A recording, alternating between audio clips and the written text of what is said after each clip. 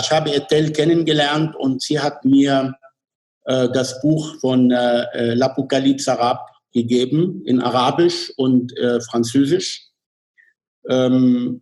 Auch wenn ich damals wirklich wenig Französisch gekonnt habe, also wegen dieses Werkes, habe ich Französisch gelernt eigentlich, um dieses Werk wirklich in Französisch zu lesen und zu verstehen. Und es war wirklich damals, schon 2001, hatte ich gedacht, dieses Werk möchte ich komponieren.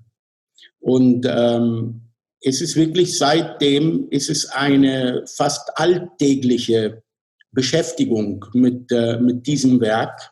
Und das hat natürlich auch alles sehr stark mit L'Apocalypse Arabe zu tun, wo sie wirklich bis zu Gilgamesch und bis zu den Phöniziern und zu den Ursprüngen geht. Faszinierend. Und das hat mich und meine Musik auch sehr, sehr verändert.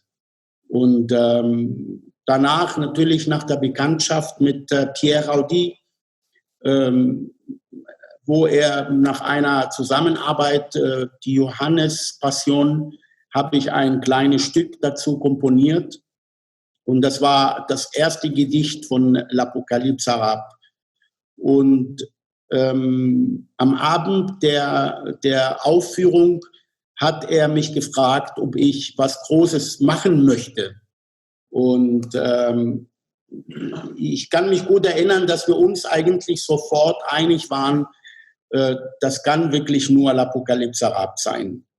Und seitdem bin ich habe inzwischen viele Werke komponiert, aber ich bin tagtäglich mit diesem Werk beschäftigt.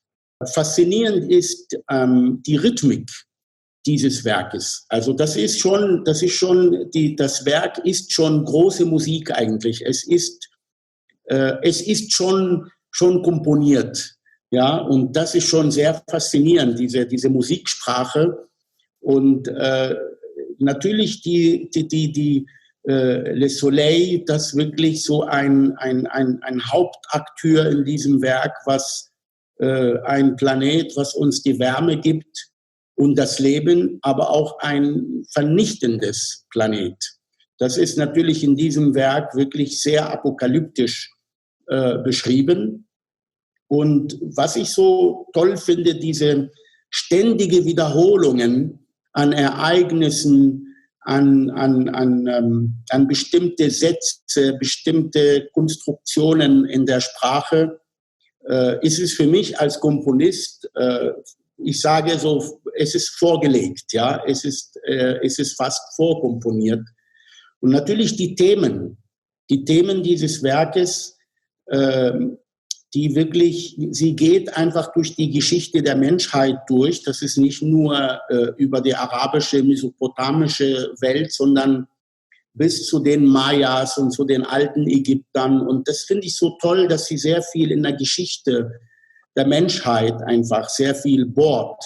Und es gibt ja auch so ein Kapitel über den Krieg der Planeten, also wo sie die Planeten Kriege miteinander führen. Und es ist ein Kosmos, wo ich denke, so bei diesem Werk fehlt wirklich überhaupt nichts, ja. Was faszinierend ist und fast wahnsinnig ist, dass Etel wirklich in diesem Werk sich als eine Prophetin zeigt. Sie hat dieses Werk Ende der 70er Jahre geschrieben, schon als der Bürgerkrieg im Libanon getobt hat. Und es ist manchmal beängstigend, wie genau sie wirklich die apokalyptische arabischen Zustände beschreibt heute. Es gibt Kapitel, wo sie über Syrien spricht, über die Toten in Syrien, über die Massaker in Syrien spricht. Und das ist heute real, auch über die ganzen Konflikte im Libanon, die damals die waren schon da, aber heute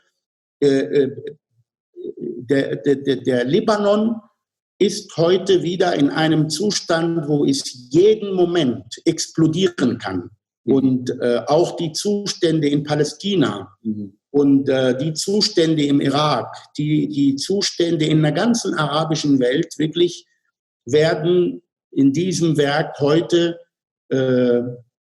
lebendig. Das ist nicht nur ein abstraktes Werk über Geschichte tatsächlich, wie du das erwähnt hast,